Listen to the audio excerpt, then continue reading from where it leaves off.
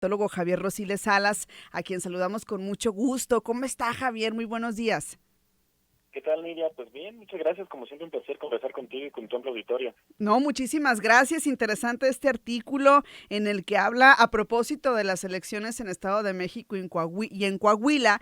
El caso Coahuila es muy interesante porque usted destaca por ahí que los pronósticos apuntan a que Coahuila seguirá siendo gobernado por el PRI. Así es, mira, bueno, pues Ujú. lo dices muy bien, ¿no? Este domingo, pues están en juego dos gubernaturas, ¿no? La del Estado de México y la de Coahuila. Y lo que uno encuentra es que si uno revisa las encuestas, ¿no? Desde luego, pues tendrán que ser los electores de los estados quienes decidan, ¿verdad?, quién gana, pero las encuestas nos apuntan a que el Estado de México, pues lo pudiera ganar Morena, y que Coahuila lo volviera a ganar el PRI. Entonces, esto significaría, si consideramos que desde 1929, aunque se llamaba Partido Nacional Revolucionario, pero finalmente es el antecedente directo del PRI, pues bueno, desde el 29, cuando Nazario Ortiz llega a la gubernatura en ese estado, hasta la fecha, es decir, si ganara el PRI, la alianza que encabeza el PRI en Coahuila, pues obviamente duraría en el gobierno 6 años. Eso quiere decir que de 1929 a 2029, pues se acumularía un siglo, ¿no? 100 años de gobierno del PRI, lo cual me parece que es muy interesante, porque Claro. justamente, ¿no? Solamente Estado de México y Coahuila son las únicas entidades, Miria, en donde no ha habido una sola alternancia en toda su historia. Nunca ha el PRI perdido una gubernatura en esos estados. Entonces, pues sí, realmente es bastante interesante. ¿Qué es lo que hace o qué es lo que ha logrado el PRI en Coahuila, sobre todo, para lograr que las alternancias federales no les trastoquen y no muevan para nada el curso, ¿no?, del gobierno en ese estado, por ejemplo? Y pues mira, evidentemente tendrán que ser varias Sí. variables, pero yo creo que hay que decirlo, pues en general a veces uno pues critica mucho a los gobernadores, es pues finalmente el papel de la academia, ¿verdad?, ser crítico. Pero yo creo que hay la gente cree que hay un buen desempeño de los gobiernos priistas, ¿no? Porque normalmente cuando una elección se pierde, pues es porque la gente, digamos, mira en retrospectiva y ve cómo le ha ido a sus gobiernos, qué tanto beneficio ha traído. Y entonces, la verdad es que el gobernador actual está muy bien valorado y de hecho el gobernador es el que pone, digamos, al candidato, ¿no? En el caso del candidato Manolo Salinas, pues él fue secretario de Desarrollo Social del actual gobierno, ¿no? Entonces, bueno, pues la gente lo valora bastante bien. Ahora, yo creo que pues hay un prismo, digamos, si me permite decirlo así, muy comprometido, ¿no? O sea, las estructuras priistas parecen estar ahí muy bien posicionadas y lo dices muy bien. Ahora, un elemento, mire, que hay que considerar es que en el caso de Coahuila hay una cosa muy interesante, que hay dos municipios que son Saltillo y Torreón, en donde se concentra realmente la mitad del electorado, ¿no? Entonces, esos dos municipios actualmente son gobernados por el PRI, ¿no? Entonces, a Morena, digamos, le ha costado mucho, ¿no? Irse metiendo, desde luego ha ido creciendo en el estado, pero sí le ha costado bastante, ¿no? La elección pasada de diputados locales, el PRI ganó todos, ¿no? Entonces, bueno, pues el caso de Saltillo y Torreón será muy interesante de analizar, porque ahí se concentran la mitad de los electores, ¿no? Entonces, Ujú. pues bueno, es un caso bastante interesante porque, como dices tú, no ha entrado, digamos, esta influencia que tiene Morena y el presidente López Obrador, ¿no? Ujú. Sí, y generalmente en las anteriores, alternancias que ya se tuvieron, pues impactaba en ciertos estados de la República también, en donde el PAN llegó a ganar, incluso acá en Sonora, pues tuvimos en su momento una alternancia panista también, derivado también de que había gobierno federal panista, pues en ese momento. Ahora, regresando al tema de Coahuila y regresando a lo que comentaba de Morena, esa fortaleza de Morena en otros estados que no ha tenido en Coahuila y que en Coahuila, de hecho, Morena pues se ha fragmentado, pues creo que también les ha cedido el paso a los priistas, ¿no?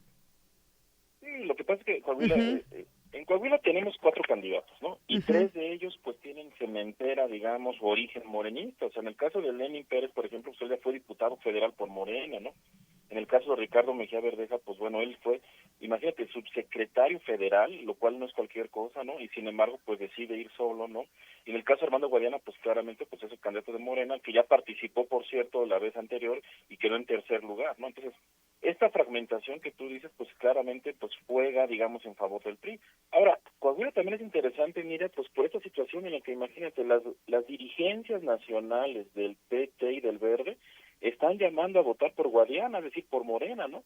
Y sin embargo los candidatos pues finalmente se quedan ahí solos, ¿no? Sin un apoyo partidista, ¿no? Entonces, yo creo que sí lo dices bien, una variable fundamental para que Morena no gane Coahuila, me parece a mí, es que no se logró hacer esta operación, digamos, de negociación, ¿no? Para que pudieran ir con un solo candidato y se repitiera la alianza que tienen a nivel federal, o sea, a nivel local en Coahuila no se logró esta alianza federal que pues seguramente se logrará en 24, una vez que ahora las dirigencias nacionales del Verde y del PT pues finalmente sí se dieron, hay que decirlo muy claro, pues a las presiones del presidente, ¿no? Ujú. Ahora, ¿ganaría el PRI en Coahuila con mucho margen o estaría ahí apretado el asunto? ¿Cómo se ve el panorama o qué dicen las encuestas o qué pronostican en ese sentido, Javier?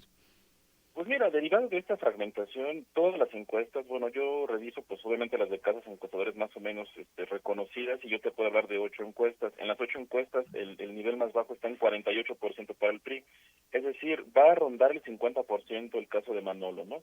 Y derivado de la fragmentación, yo creo que está en posibilidades el PRI de ganar por una diferencia de hasta más de 10%, lo cual en los tiempos modernos es una cosa muy complicada, ¿no? Así que yo no veo por esta fragmentación, claro, no será un día de campo para el PRI PAN PRD, ¿verdad? Pero me parece que si más o menos no hay una participación masiva como una participación que ronde el 50%, 60%, yo pienso que la diferencia puede ser de más de 10%, ¿no? Ujú. Ahora, se pronostica también que en el Estado de México gane Morena. En el caso de Coahuila, si gana el PRI, aún así, ¿cómo queda el PRI ya en un panorama nacional? Mira, yo lo he dicho en otras ocasiones, Ujú. yo creo que el PRI entra a una, o sea, vamos a ver la cuarta transformación del PRI, ¿no? O sea, la pérdida del Estado de México, donde se concentra el 40% de los militantes del PRI, ¿no? Registrados oficialmente, pues iba a ser una pérdida mayúscula y me parece que el PRI tendrá que replantearse muchas cosas, pues para ajustarse a las nuevas condiciones. Yo no creo que en el corto y mediano plazo desaparezca, Miriam, pero sí parece que tendrán que hacer una evaluación y un ajuste, porque desde luego el riesgo de desaparecer está ahí, ¿no? No creo que ocurra en el corto, como te digo, en el corto plazo, pero sí tendrán que hacer varios ajustes, ¿no? Ujú, claro, ¿no? Y esta transformación, ¿no? Pues ya son muchísimos años, un siglo, y una Sí, transformación que muchos especialistas dicen, pues es necesaria, ¿no? porque imagínate, ahorita que lo comentas, Sí, o sea, solamente le quedará Coahuila como el bastión más importante y si acaso podremos hablar de Durango, ¿no? Que la ganó recientemente, pero fuera de eso, pues sí pierde los bastiones más importantes. Entonces serán años complicados realmente para el prismo. ujú, sí, claro que sí, serán años de mucho análisis, autocrítica sobre todo, porque Exactamente. yo he escuchado a militancia priista decir que parte de lo que, de parte pues de la situación que están viviendo ahorita es porque se alejaron mucho de la gente, ¿no? De esas personas o de ese sector al que sí se ha dirigido o ha apoyado, por ejemplo, el presidente López Obrador, mirar hacia los más pobres, mirar siempre a Claro. las personas que siempre habían quedado olvidadas, ¿no? Y claro, pues por ejemplo, la base Sí. social del prismo, los adultos mayores, por ejemplo, pues ya ahora con los programas sociales, pues se han transitado en su gran mayoría pues a Morena, por ejemplo, ¿no? Ujú. Bueno, sí, sí, sí, claro. Pues sí, se han transformado, pues, de cierta manera. Muy bien. Javier, ¿cómo te seguimos en redes sociales? Están muy interesantes los artículos que publicas, que compartes. ¿Cómo podemos estar ahí en contacto contigo, no? Y sobre todo para estar al pendiente de lo que pase, ¿no? En estas elecciones. Sí, vamos a estar ahí analizando, muchas gracias. Pues sí, me pueden encontrar en Twitter como Javier-Rosiles, ahí con mucho gusto podemos seguir dialogando, o en Facebook, Javier Rosiles Salas, ahí nos encontramos con mucho gusto. Perfecto, muy bien. Muchísimas gracias, Javier, por estar con nuestro auditorio. Te enviamos un saludo desde acá, desde Sonora. Estimada Lilia, un gusto como siempre, un abrazo. Sale, ahí está, saludos. Gracias a Javier Rosiles Salas, politólogo, especialista, analista, es especialista en estos temas. Y nos habla, qué situación tan interesante la de Coahuila. Nada más retomando un dato que nos pasaba por ahí, Javier, decía desde el 1 de diciembre de 1929, cuando Nazario Ortiz Garza se convirtió en un gobernador por el Partido Nacional Revolucionario PNR, que después cambiaría a PRI. Este partido no ha perdido una sola elección por la gubernatura allá en Coahuila y se antoja, o más bien no se antoja, es que se está pronosticando que va a ganar. No es el escenario para el Estado de México. Ayer analizábamos caso Estado de México, las condiciones son completamente diferentes. Ahí en Estado de México la ventaja, de acuerdo a las encuestas, es para la candidata de Morena. Son las 8 de la mañana con 10 minutos. Pues con esta información vamos a mensajes, volvemos, todavía tenemos muchísimo para ustedes, así que ya lo saben, no le cambien.